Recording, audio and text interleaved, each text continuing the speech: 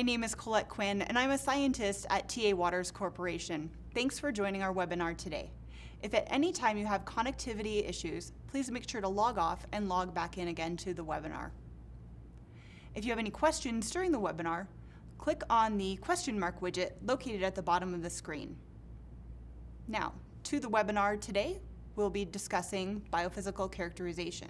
In specific, biophysical characterization of antibodies in a suspension, or solutions for slurries. So what is calorimetry? Before people start to log off, don't worry. Calorimetry, sometimes we address it as calorimetrists as something of a universal technique of it can measure everything. And that sometimes can turn off a lot of people in that if it can measure everything, what is it actually measuring? Well, first, what is calorimetry? It quantifies the amount and rate of heat release in terms of heat flow, heat, and heat capacity. So heat flow in terms of, let's say, the TAM instrument. So you might say, still, that's really general. If you're talking about universal measurements, what are you actually measuring? Well, it depends on the specific sample that you have in there.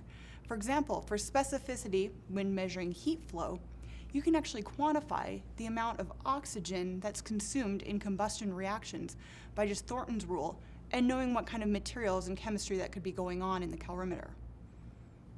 For something like heat, so this would be the titration calorimeter, you're looking at an interaction and an interaction of binding, and those binding interactions are talking about specific interactions that are occurring. Van der Waals forces, electrostatic, even hydrogen bonding, breaking or forming. You can even quantify the amount of hydrogen bonds that are broken or formed in a chemical reaction by doing the same experiment at a few different temperatures.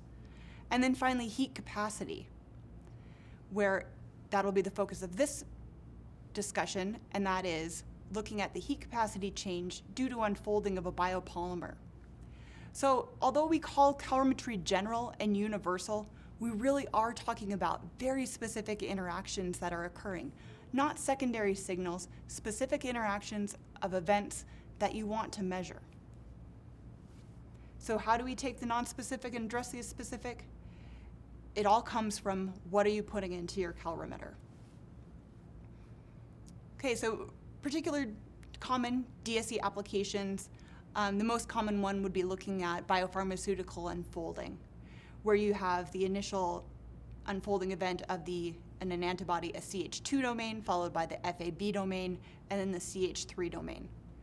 So those are specific interactions, those are specific domains unfolding, and we can look at the thermogram and we can assign or attribute each different peak to those each different domains if we have a purified solution. So you might say, well, that's great, purified solution, but what about something more? You can take it to something like a complex milieu. So meaning this could be blood serum, or it could be brain homogenate. And what you could look at is just what does the overall shape do in the calorimeter? So meaning a disease versus a non-diseased individual of their blood serum, what kind of shape changes do you see? So you can actually start to make comments of, this is someone that has a post-translational modification of their serum albumin, as shown by the peak shift of the largest peak in the thermogram. So we can attribute these heat changes, these universal changes, to specific events. Now, this complex milieu idea brings me into what we'll talk about today, and that's suspensions. Because calorimetry is not an optical technique, this opens it up to a large variety of samples that can be seen in there. So suspensions, slurries, and slurries is the discussion for today. A solution for slurries, an antibody particle study.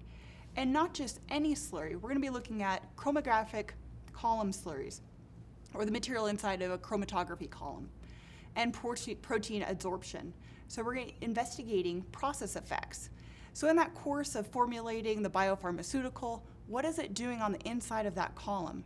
Now that's one of the questions that we can answer with the slurry study. You know, what conformational changes occur during biopharmaceutical preparation?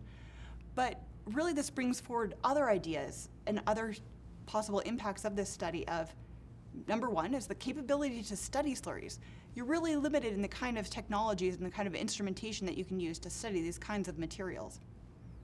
You could use it to investigate better column material design. And then you can also use it as insight into formulation when you're thinking about running chromatography to minimize the retention issue that you might be having that typically comes from partial unfolding of a protein when it resides within a chromatographic column. All right, so there were 3 chromatographic materials that were investigated in the study, and 2 subtypes of each. The first is ion exchange, next, hydrophobic interaction, and the last, affinity chromatography. So in ion exchange, you could either have anion or cation exchange, where molecules bind oppositely charged sites on a stationary phase. Each protein has a different isoelectric point, or pi, and then you actually elute those proteins from the column by increasing the ionic strength. For hydrophobic interaction chromatography, particles are functionalized with alkyl or phenyl groups. This is done in non-denaturing conditions, which makes it extremely attractive to many researchers. And you have a hydrophobic separation, where you have a high concentration of a cosmotropic salt initially, and then you actually end up decreasing that cosmotropic salt to then cause elution of that particular protein. The last one's affinity chromatography. And although we're talking about chromatography here, we can think about a lot of the things that we're actually doing when we're investigating biopharmaceuticals. It is kind of affinity chromatography. For certain things like a binding study, we might have one particular ligand bound to a chip and the other one passing over it. Really, that's an affinity type chromatography, or affinity type reaction where we're looking at a solid substrate and then another material free in solution passing over and looking at that kind of binding. The same thing's going on inside the column. And this is a method used to separate mixtures based on a specific interaction. This could be a nickel NTA or a his tag, or more popular one in biopharm, and that is the protein A MAB interaction. So where you have protein A bound to that chromatographic material, where elution tends to be a competing ligand, ionic strength change, pH change, polarity change, or temp, or temperature. Now temperature now is going to open it up to the next slide, where we're talking about temperature and buffer consideration. So there is column material right now where they actually look at eluting the monoclonal antibody by increasing the temperature to something like 40 degrees C, and that causes an elution of the protein. When we're running chromatography, and same thing when we're running the DSC, the buffer that we're running in is extremely important in that we want a buffer that the pH does not change over the particular temperature range that we're looking at of the assay, because we don't want to complicate the answers that we're getting from there. We started off talking about calorimetry being universal. What we want to do is simplify, and how do we simplify and get specific information? We simplify our experimental setup. So one of those things is looking for a buffer that the pH remains constant over that temperature range that we're looking at. So we're not looking at complicating effects of pH change plus denaturation of a protein via the temperature increase that you're inducing in the DSC. This is why something like a phosphate buffer that has a minimal pH change over an entire temperature range of 0 to 100 is an ideal buffer. Whereas something like a tris buffer, and again, the scale in here in what I'm displaying on the screen is a log scale.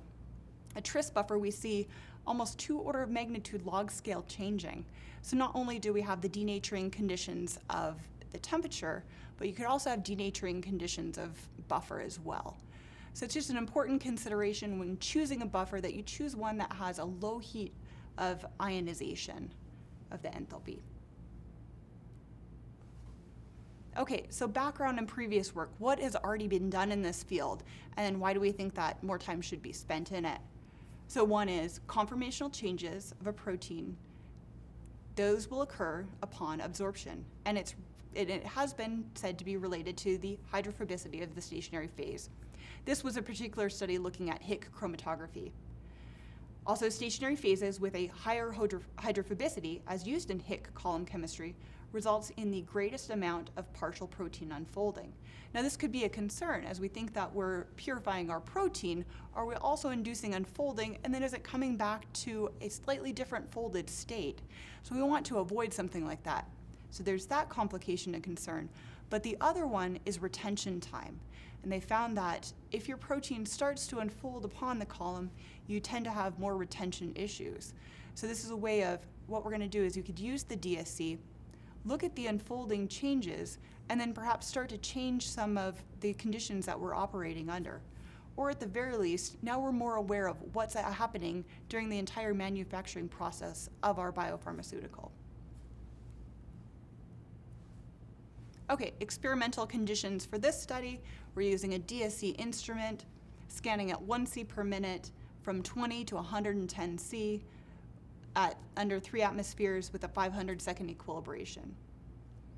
Sample conditions for the proteins, the protein A that was used was 0.5 meg per mil.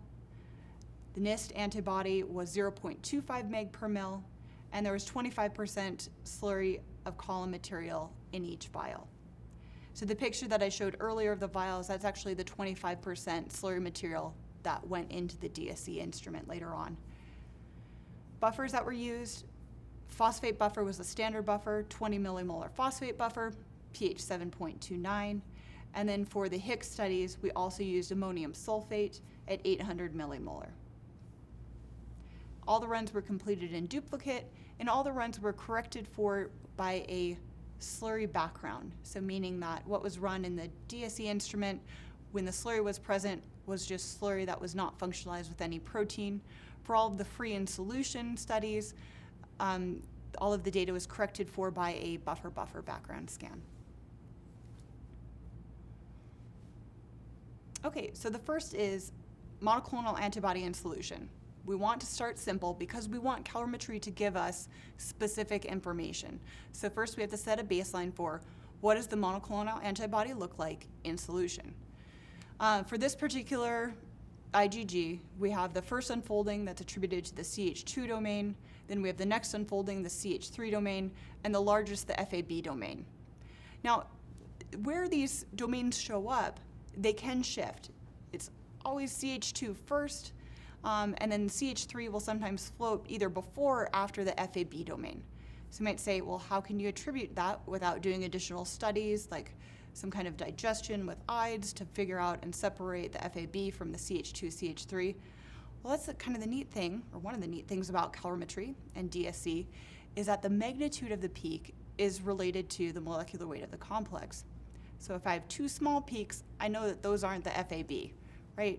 I know that I can attribute first one always to CH2, the next small peak is going to be the CH3, and the largest peak, the FAB, because it has the largest molecular weight out of all of the 3 domains. In addition to first starting off just looking at the protein in solution, I also did an age study, and this is where we looked at just degrading the possible sample degradation in the fridge at 4 degrees C over the course of 5 days. This was done, so again, we don't want to complicate any of the data that we're getting out later of do we need to pull the solution right from the freezer, thaw it and run it, or can we wait for several periods of day between run to run? And what we found is that it works best actually to just thaw it and then run it that day, because over the course of 5 days, we did see some degradation, and that's seen in the decrease in the amplitude in the thermogram. All right, so now that we've finally set up the baseline, we can start to look at what we want to study. And first are the ion exchange results. So this is the ion exchange chromatography material, where we looked at both a weaker cation slurry and a stronger cation slurry.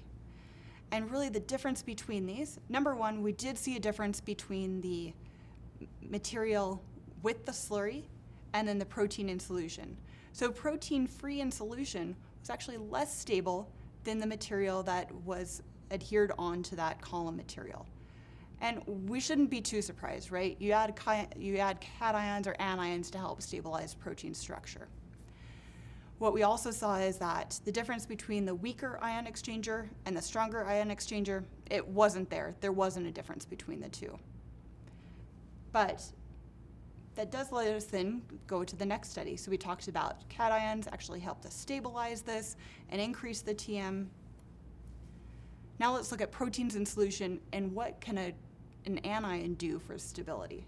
So now we're back in solution again, setting up then just standard chemistry in solution, and then we're going to bring on the complication of the slurry to see what changes from there.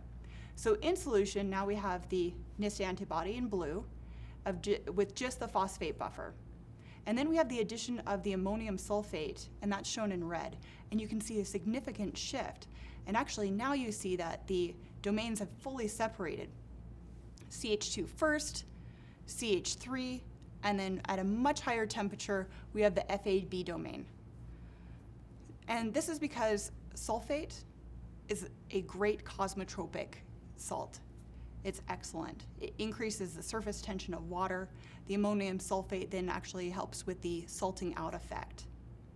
Now, high salts are required for this kind of Hick column chemistry because then you have a lyotropic effect that enables hydrophobic regions to bind. So let's talk about this a little bit more of what makes ammonium sulfate such a great salt to introduce prior to Hick column separation. And that comes from the Hofmeister series and where it lies on the Hofmeister series, on the far end of it with the other great cosmotropes. Cosmotrope salts, and we're only focusing on the anions in this particular table. There are cations that fall into the Hofmeister series as well, but it's the anions that affect stability more than the cations. So sulfate is a cosmotropic ion, and it increases the stability, and we definitely saw that. We saw that by over 10 degrees C, it increased the stability of the FAB domain. It also decreases the solubility, so this is the salting out. And it increases the surface tension, making it harder to make a cavity. So let's think about that a little bit more and what that means. So we add the ammonium sulfate to actually help the protein bind to that hydrophobic resin, because we don't have the cavities of the water to hide in, or we don't even have the cavities to be hidden anymore. They're opening up that hydrophobic area, so then we can have that hydrophobic interaction with the column chemistry and the protein. All right, so now that we've opened up the protein with the salt, and now we're going to add it to the slurry and look at the effects that way. So we have to compare this now to the protein that had the ammonium sulfate in it. So we have the ammonium sulfate in the slurry solution as well. And what we see on both types of this Hick column chemistry is a decrease in stability of the protein. And this can be a little bit worrisome because now we're starting to approach things where we see the decrease in the temperature that then tends to lead, as shown by others, tends to lead to retention issues of the protein. So we have to be aware of which one's going to have a little bit higher retention, and the one that's shown here, the Hick butyl, potentially have a little bit higher retention issues than the phenyl. And part of this can just be explained by the butyl's more hydrophobic than the phenyl. So if it's more hydrophobic, we've exposed everything with the ammonium sulfate, so now we have more of the protein that can then adhere to that particular column material.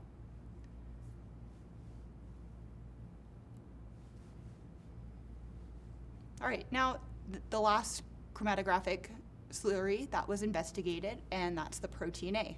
And again, we want to get high quality information out of this, so we need to look at first protein A in solution, and then we also want to look at the antibody in solution as well.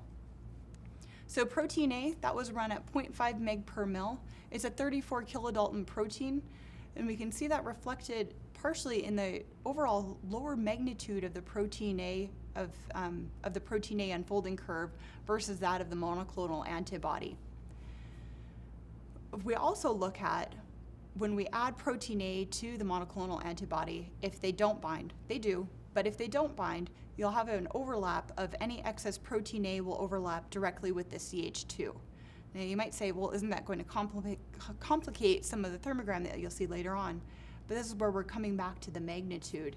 And if we look at the magnitude of the protein A solution at about 12 kilojoule per mole Kelvin, that is much lower than the 50 kilojoule per mole Kelvin of the monoclonal antibody of the smallest heat domain, and that's the CH2 domain.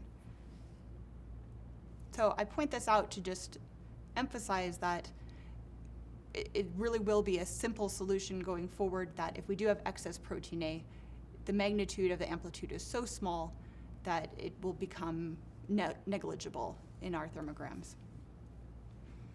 But although we looked at free solution, and we looked at the NIST antibody free in solution, we also ran a study where we looked at the actual complex. So that's the NIST monoclonal antibody plus protein A, and then ran DSC.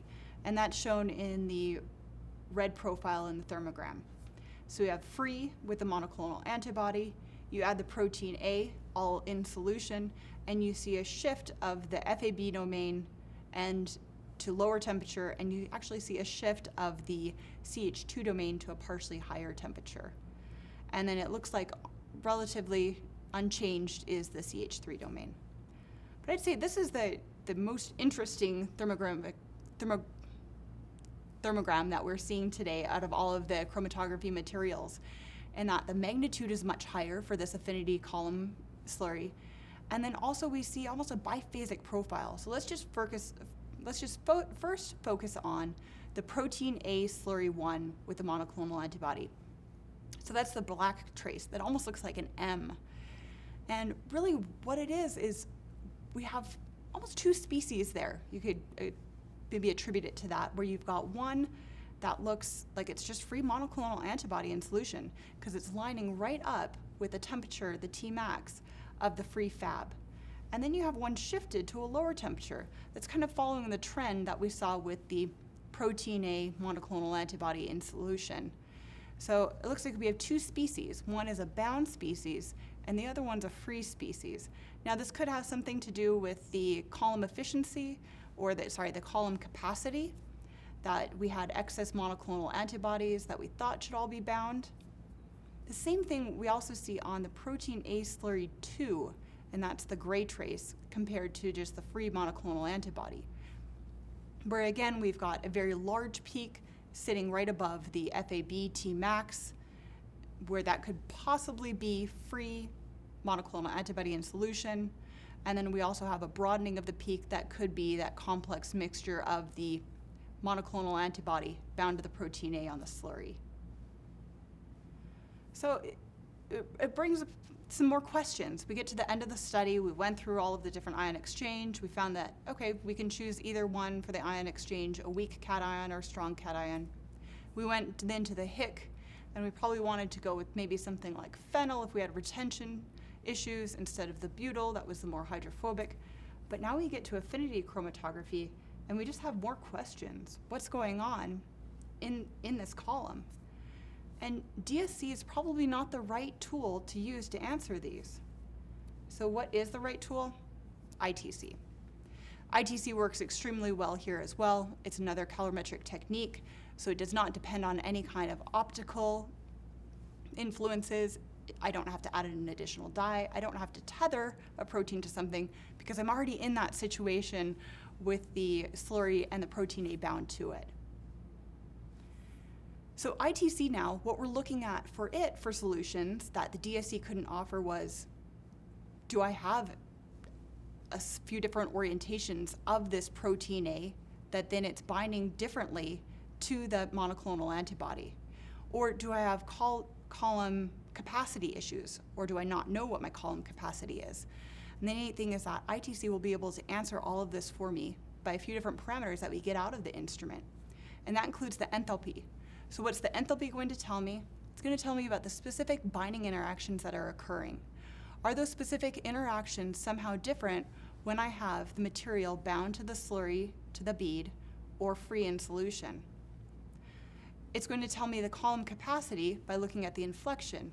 When do I reach saturation? Did that saturation shift? Do I have something that has a higher capacity on the different material type or not? Did that capacity change from what I thought was in there to what I'm seeing now in the ITC thermogram? So the first thing that was completed on the ITC was the free in solution binding of looking at monoclonal antibody in the syringe being titrated into protein A in the cell. Again, first starting everything free in solution. Now the next step was to titrate the monoclonal antibody into the slurry material in the cell of the two different material types, both type 1 and type 2. The first interesting thing that we get out of it is just by looking at one peak. So we're zooming in on the top of just one injection peak. The green peak is that of free in solution. We can see the peaks very nice and sharp. But what we see with the slurry experiments, where we're titrating in the monoclonal antibody into the slurry that has the protein A attached to it, we see peak broadening. And this is an indicator of the kinetics that's occurring. Not surprising that if you've got a more fixed configuration, it might take longer to find the correct orientation to then have binding occurring. And that's what we're seeing on both types 1 and type 2 of the column material. Now, this is only a start to the study, so you can see down below when we actually look, all I got as far was an enthalpy screen. So what I'm doing now, instead of looking at the full binding profile, as I did for free in solution, I was just looking at the heat flow differences between free in solution versus one where you have the protein A bound to that column material. And we can see that overall the enthalpy does change. We see a decrease in the enthalpy when we have the protein A that's bound to this resin. We see no difference, though, between type 1 and type 2 materials. And the next step would be to complete the titration for capacity characterization. Through that capacity characterization, I could get a binding curve and then find out through that K value, which I'll get delta G, I can parse out now into the interactions that were occurring and how those interactions changed. I know already my enthalpy changed, but now the next questions that I can answer or address, or look into, would be, did my entropy change? I'd assume so, because, again, free in solution or tethered to a resin bead. But I guess that's the end of any good study, is that it just opens up more questions to what needs to be done. And that's definitely the next step for this particular study. It was a DSC study, and I found that I couldn't address all of the questions that I had via DSC, so I had to look for another technique to pair with my original idea. But overall, what I wanted to introduce is that calorimetry, although universal, although heat is everywhere, can give you very specific answers and can address very specific questions that you might want to ask, like what kind of column material should I use? How much salt should I have when I'm running my chromatography? Or what's happening to my protein when I'm running all of these purification protocols? So I leave you with my final comments, and that is calorimetry, ITC, and DSC is suited for slurry and opaque solution studies. And it really is unique in that particular field. And DSC has a utility in understanding what's occurring during processing, utility in chromatographic design, and in optimization of separation conditions. Now I have my next project on the ITC, and I'm ready to run. Okay, I just want to thank everyone again for listening to the webinar today. And if I'm not able to address your questions, I did have some come in through the webinar. I can leave everyone with my email address, and we can follow up, and hopefully everything's inspired you to try out some new experiments yourself. But also in thanking everybody for listening today, one of the goals of this webinar was to educate on this specific problem, and the other goal was to provide the sui generis of DSC, this instrument's unique ability to analyze complex solutions and opaque mixtures. I know as many of us are adapting to working from home, just like me, I do encourage you to look to the Waters and the TA websites for adding education, looking at our content that already exists there, and do know that TA will be releasing as soon as Wednesday of next week new content and an education series for continued online learning. And now I'll go ahead and get started with some of the questions. I think we have time for about 2 or 3 questions. And then if you have additional questions, please feel free to continue to submit them. But then also feel free to reach out to me directly. And we'll make sure in the follow-up email when we follow up that you also have my email address. And I'll give it to you now. It's Colette_Quinn@waters.com. I'd be happy to talk to anything specific. All right. So we'll start with the first question. I'll start with something easier for myself, and that is, what do you mean by how many buffer rinses? And I usually say 1 rinse, and what that means is 1 loading rinse when I'm talking about I rinsed it 3x time or 6x times. So loading rinse was the 550 microliter, the amount of volume that I actually used to load each one. So I rinsed out each time with water to rinse everything out with several solutions. Usually I'd go 6 to 8 rinses of water, and then I'd condition with buffer. And that condition or rinse with buffer was extremely critical, especially for the HIC experiments. We have such a high salt solution and a high salt concentration that if I'm diluting with anything, I just want to make sure that I'm diluting with the buffer that I'm in and not with water, because I don't want to see any ionic salt effects due to my cleaning method or any pH effects that then would cause shifts as well. See. So the other question I can answer is, one was in respect to how to fit these thermograms. So if you've got a very complex thermogram, maybe like something like the diagnostic one that I showed that was actually made up of just blood serum. You know, how do we know to only fit with 5 or 6 Gaussians? And that's the way that I would like to address it, is how I approach fitting is let's make it as simple as possible. And then I also tend to fit with a Gaussian model rather than something like the 2-state scaled model. Now, both will fit in a Gaussian fashion, but I prefer the Gaussian model because of the additional information that it gives to me. And that includes the full width at half max. So that's the width across, well, the full width at half max. And that particular parameter plays into cooperativity of unfolding, but also the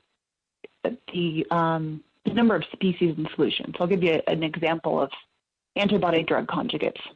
So when I look at an antibody drug conjugate in the DSC instrument, what I tend to see is the Tmax is the same, but I end up getting a width increase as I add more and more of those drugs onto there. So as the population changes and becomes more heterogeneous, so does the width of there. So it's just a comment overall of, for me personally, I prefer the Gaussian model. I also am not making assumptions in how I'm fitting the data.